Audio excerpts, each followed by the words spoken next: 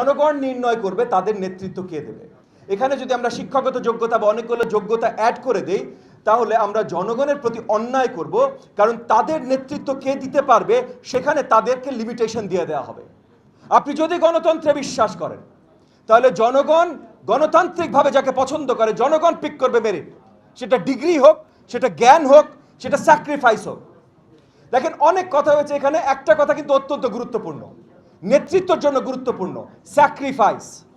আজকে এইখানেও যারা নেতা হিসাবে আছেন, সেটা রাজনৈতিক নেতা হোক আর তার কোনো একটা অঙ্গনের নেতা হোক, সে সেই জায়গাটার জন্য স্যাক্রিফাইসেস করেছেন বলেই হয়তো আজকে তাকে এখানে নেতার মর্যাদা দেয়া হয়েছে। সো এটা ভুলে যাবেন না ভাই, শিক্ষার্থীকে অনেক আগে স্যাক্রিফাইস দরকার। স্যাক্রিফাইস একটা মেরিট যেটা জনগণ জাজ করবে, যেটার উপর আপনাকে। আমরা 5 তারিখের ডিমান্ড নিয়ে অনেক কথা বলি, জুলাইয়ের আন্দোলনের ডিমান্ড নিয়ে অনেক কথা বলি, এবং এটা বলতে পারি কারণ জুলাই আন্দোলনে আমরা সবাই ছিলাম।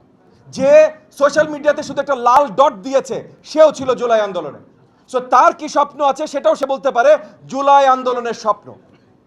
তবে আমরা যদি এক জায়গায় আসি, ডাক যেটা দিয়েছিল এক দফা হাসিনার পদত্যাগ, তাহলে হাসিনার পদত্যাগ এর আগে থেকে যতবার এক দফা এসছিল একটা কারণে এসছিল, আমরা গণতন্ত্র চাই, আমাদের গণতন্ত্র আমরা ফিরে চাই।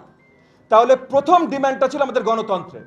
আর সেটা যদি হয় তাহলে এনিথিং এন্ড এভরিথিং, যে কোনো জিনিসের নাম বলেন না কেন ভাই, সেটা যদি কোনোভাবে গণতন্ত্রের সাথে সাংঘর্ষিক হয় তাহলে সেইটাকে আমরা জুলাই আন্দোলনের ডিমান্ড বলে চালানো উচিত না। চালাইতে চাইলে চালাইতেই পারি, কিন্তু চালানো উচিত না। প্রত্যেকটা রাজনৈতিক দল জনগণের দ্বারা তৈরি, জনগণ পছন্দ করলে ওই রাজনৈতিক দল থাকবে, না করলে থাকবে না। 15 বছর যদি নির্বাচন হইতো তাইলে এই সব কিছু এইভাবে হইতো না। 15 বছর যদি নির্বাচন হইতো তাইলে ইচ্ছা মতো যাকে ইচ্ছা সংসদে বসানো যাইতো না। 15 বছর যদি নির্বাচন হইতো তাহলে রাজনীতি মানে হেলমেট বাহিনী আর লুণ্ঠন আর লুটপাট হইতো না।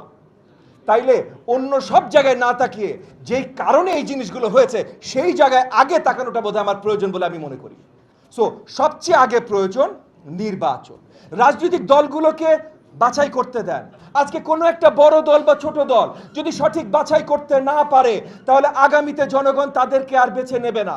একটা জিনিস ভুলে যেন না ভাই, সত্যিকার অর্থে 2001-এর পর ভালো কোনো প্রপার নির্বাচন হয় নাই। 24 বছর আমরা জানি না কার কত ভোট আছে।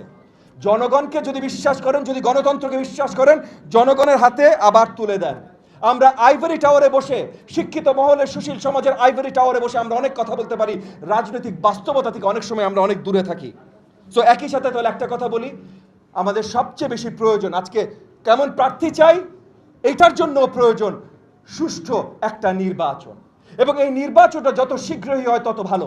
আমি এরকম অনেক আলোচনা শুনেছি যে জুন মাসে বা জুন জুলাই মাসে নির্বাচন সম্ভব না, আমাদের দেশে শীতকালে নির্বাচন দিতে হবে। এখানে আমি শেষ করছি, আমি একবার শুধু মনে করিয়ে দেই, 91, 96 এবং 2001 যে 3টা সঠিক নির্বাচন বাংলাদেশে হয়েছে তার ভেতরে 96 নির্বাচনটা কিন্তু জুন মাসেই হয়েছে।